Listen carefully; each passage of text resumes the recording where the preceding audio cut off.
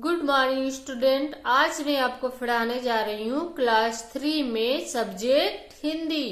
आप chapter number 4 निकाल लीजिए। पिछली कक्षा में हम 3 चैप्टर तक पढ़ चुके हैं, उसका प्रश्न उत्तर भी हम बना चुके हैं। आज हम पढ़ना शुरू करेंगे चैप्टर नंबर 4, जिसका शीर्षक है नटखट राजीव। तो हम अब देखते हैं कि क्या नटखटपना करता है राजीव। राजीव जयपुर में रहता है। गर्मियों की छुट्टी में वह अक्सर अपने मामा जी के यहाँ जाया करता है। आप लोग भी जाते होंगे।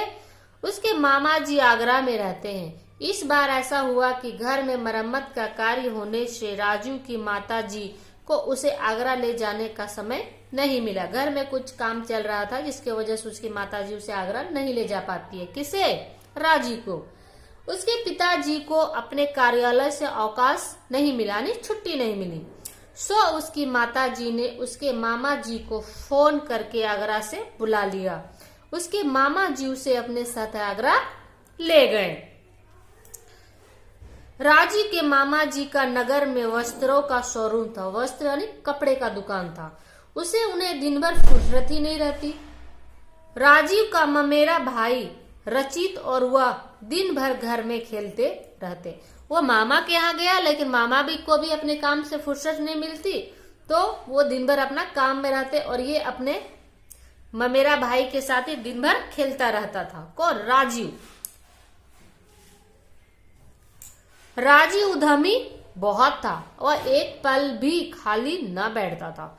कभी कुछ तोड़ता फोड़ता, तो कभी किसी जीव जंतु को सताता, कभी ऊपर नीचे भागता, तो कभी दीवारों पर चढ़ता। अपनी शरारतों से वह न जाने कितने काम बिगाड़ देता था। हर काम में हाथ डालता, स्वयं करने की कोशिश करता। कभी बिल्ली के बच्चे को सताता, तो कभी गली में से कोई पिल्ला उठा लाता और उसकी पूंछ खींचता हुआ उसे नचाता फिरता। मामी उसे डांटती कि किसी प्राणी को सताओगे तो भगवान दंड देगा। वह दिन भर उसके पीछे भागती फिरती, पर वह न मानता था। राजू की संगति में रहकर रचित भी शरारती होता जा रहा था। एक दिन राजीव के पिता का पत्र आया कि वे आगरा राजीव को लेने आ रहे हैं। राजीव बहुत ही उछल कूद करते रहता था, हमेशा दौड़ धूप उछल कूद करता, जिससे मामी उससे परेशान हो रही थी। और साथ ही साथ रचित भी उसी की तरह नटखट होता जा रहा था। वो भी शरारत करने लगा था।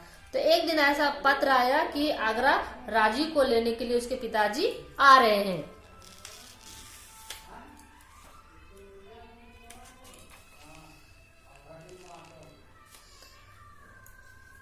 राजीव जब आगरा से आया था, नगर को पूरी तरह घूम नहीं पाया था। मामा जी ने कार्यक्रम बनाया कि शुक्रवार को सभी ताजमहल और लाल किला देखने चलेंगे, क्योंकि शुक्रवार को टिकट नहीं लगता है। उस दिन शुक्रवार था, मामा जी की छुट्टी थी। वे राजीव और रचित को घुमाने ले गए। कई सुंदर सुंदर स्थान दिखाए। उन्होंने ताजमहल और लाल किला भी दिखाया। किसको? राजीव और रचित दोनों को उसके मामा जी घूमने ले जाते हैं। लाल किला, ताजमहल और भी सुंदर सुंदर स्थान दिखाते हैं। राजीव की शरारतें कम होने का नाम नहीं ले रही थी। अब वह अपने घर चला जाएगा, यह सोचकर उसकी मामी उसे कुछ नहीं कहती थी। उसे लगता था कि कुछ दिन के लिए मेहमान के लिए आया है, तो वो उसे डांटती नहीं थी, बस सोचती थी कि जल्दी से घर चला जाए, क्योंकि वो बहुत शरारत करता था। अगले दिन शाम की बात है। राजीव रचित को लेकर चुपके से छत पर जा चढ़ा। आज वह मामी से छिपकाकर पतंग और डोर लाया था। मामी छत पर चढ़ने और पतंग उड़ाने से रोकती थी, सो वह बिना बताए यह सब कर रहा था। थोड़ी देर बाद ही मामी को ऐसा लगा कि राजू छत पर चढ़ गया है। उन्होंने नीचे से उसे आवाज लगाई, अभी आ रहा हूँ मामी, कहकर राजू फिर से पतंग उड़ाने लगा। मामी परेशान हो रसोई घर में जाकर काम करने लगी। उसकी मामी उसे बुलाती है, तो वो बोलता है आ रहा हूँ, लेकिन वो आता नहीं है। फिर से वो पतंग उड़ाने लगता है, तो मामी भी परेशान होकर अपने किचन के कामों में लग जाती है। राजू खूब देर तक पतंग उड़ाता रहा। पतंग उड़ाते समय वो आगे बढ़ता, पीछे हटता, कभी छत पर बढ़ता, तो कभी मुंडेर पर चढ़ता। उसे ठीक से उड़ाने तो आती नहीं थी। इसलिए पतंग संभालने को इधर उधर दौड़ रहा था। सहसा एक पतंग कटकर उड़ती गिरती राजीव की छत की ओर आई। राजीव रचित को अपनी पतंग की डोर थमाकर कटी पतंग की ओर लपका। जैसे ही उसका पैर मुंडेर पर पड़ा, वह स्वयं को संभाल न सका और धड़ाम से आंगन में आ गिरा।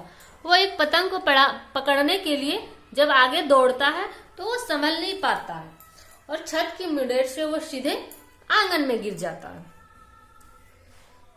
धड़ाम की आवाज सुनकर मामी रसोई घर से निकली।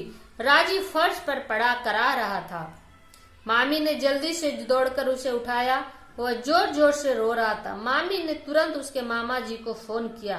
वे जल्दी से घर आ गए। जब वो छत से गिर जाता है तो उसकी मामी उसके मामा को फोन करके बुलाती है और वो जल्दी से उसके मामा जी घर भी आ जाते हैं। तो बच्चों, आज हम यहीं तक पढ़ेंगे। आगे की कहानी हम अगले दिन पढ़ेंगे। तो आप लोग ये दोनों पेज जो अभी हम पढ़ाए हैं उसको अपनी कॉपी पे नोट करेंगे और उसको लिखेंगे। यही आपका होमवर्क है। Thank you.